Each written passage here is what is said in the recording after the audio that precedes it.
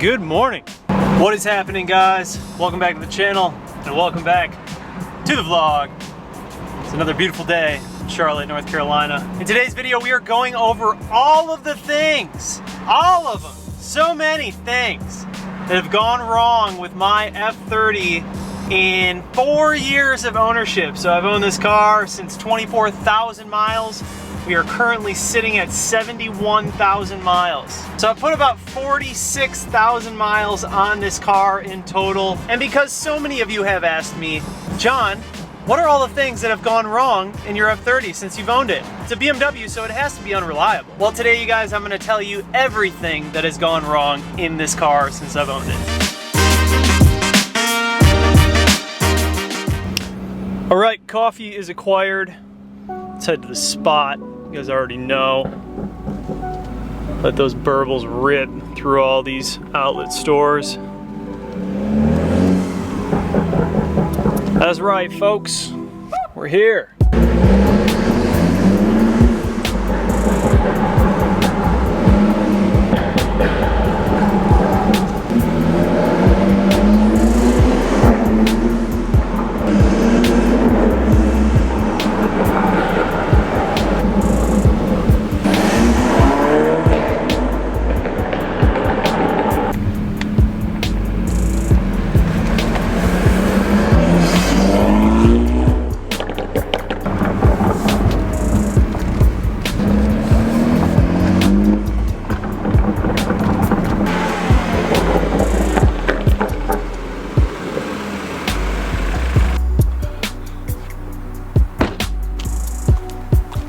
So we meet again.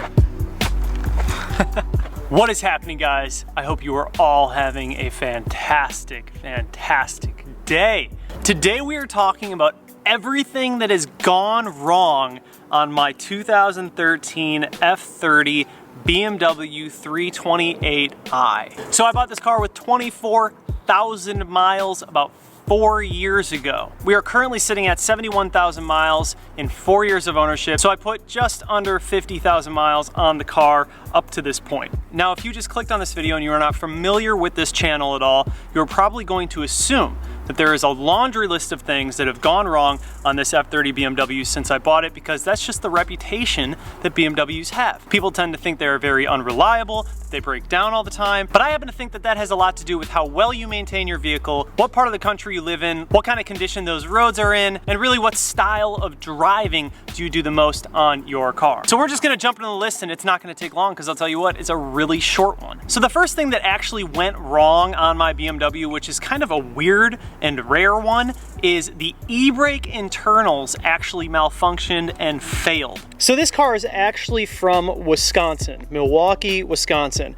And if you know anything about Milwaukee, Wisconsin, they have really cold and long, crappy, dark, depressing winters.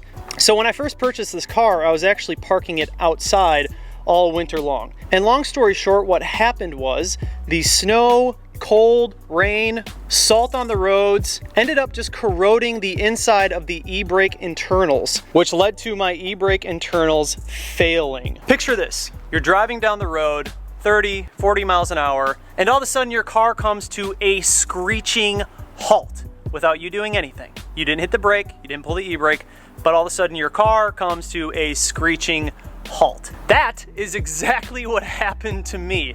This happened about a year ago. From there, I had to have the car towed to the local shop where we opened up the e-brake internals and found out that they were completely destroyed, totally rusted through and in multiple pieces. So this was the first thing that went wrong on this car. Now, I want to just preface that this whole list has nothing to do with routine maintenance. We're not talking about brake pads. We're not talking about rotors. We're not talking about changing your oil or spark plugs. This list is anything and everything that would be outside of routine maintenance. So the first one would be my e-brake internals malfunctioning. But I honestly equate a lot of that to this car being a northern car coming out of Milwaukee, Wisconsin, being parked outside for winters and winters on end. And I'll be dead honest with you guys, when I first bought this car, I really didn't take care of it as well as I should have. I take really, really good care of this car now, but when I first bought it, I really just didn't give it the care and attention that it deserved. So I'm just gonna go on a whim and say that not many people have experienced the e-brake internals malfunctioning.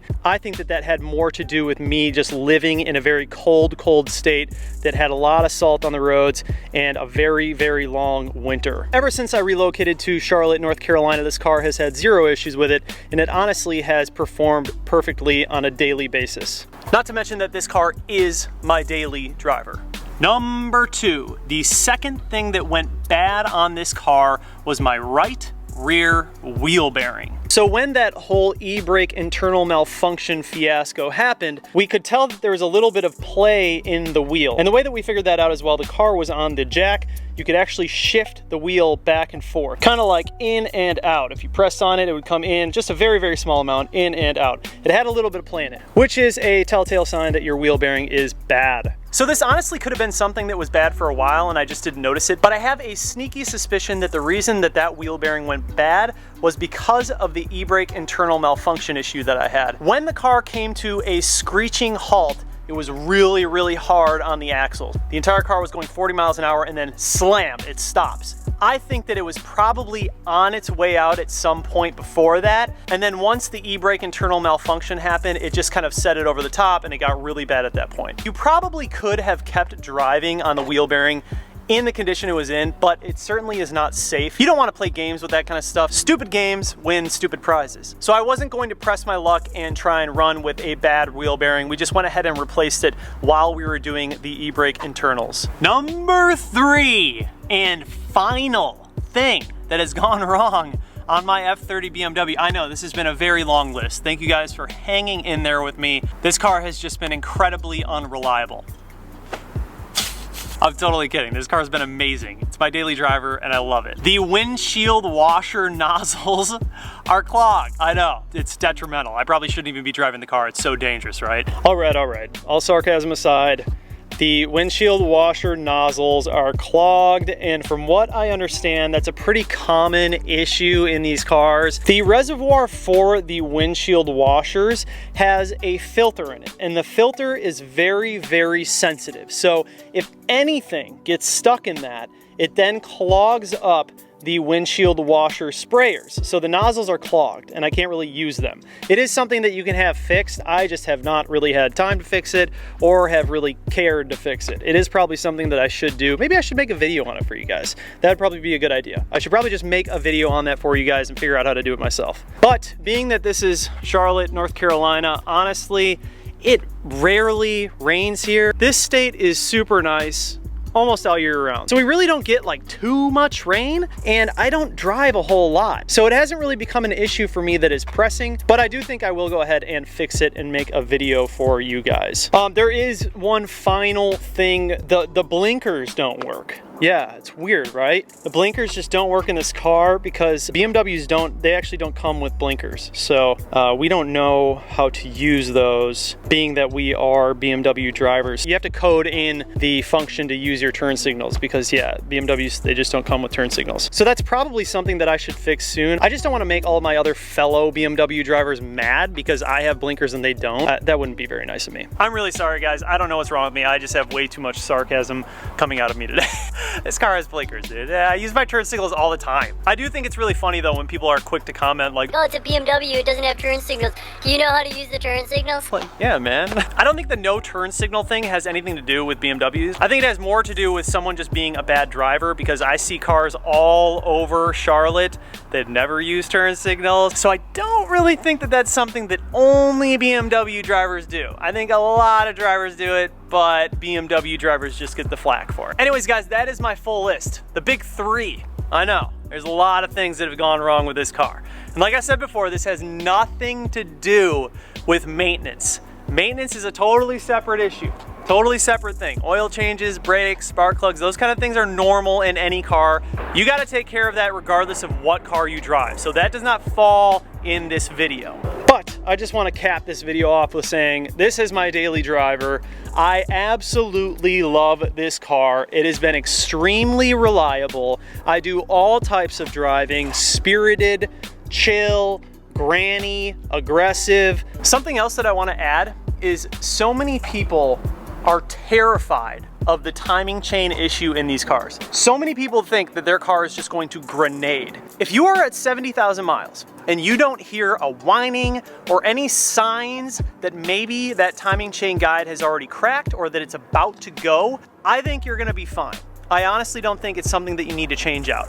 70,000 miles on this car, I don't see any signs of the timing chain guide being cracked or bad or faulty or making any noises. I am probably not going to change it. The only reason that I would change it is to show you guys how to do it and what that process is like. Because if I'm being totally honest with you guys, I'm not really worried about it at this point. I feel like if it were to have happened, it would have happened already. Anyways, guys, if you are in the market for an F30 BMW for your daily driver, I say pull the trigger and go with it. It has been a fantastic daily driver for me. I absolutely love this car. It is very versatile, it's sporty, it's comfortable, it's fuel efficient, it's quick, and as long as you keep up with the maintenance and you take care of the car, it is also reliable. Anyways, guys, thank you so much for watching this video. Please do consider subscribing to this channel. My name is John. I do all E90 BMW and F30 BMW content. Make sure that you like this video. That helps me out big time as a content creator on YouTube. It boosts that video up in the YouTube algorithm. Also, drop some comments down below. I want to hear everything that's gone wrong with your BMW. I'm sure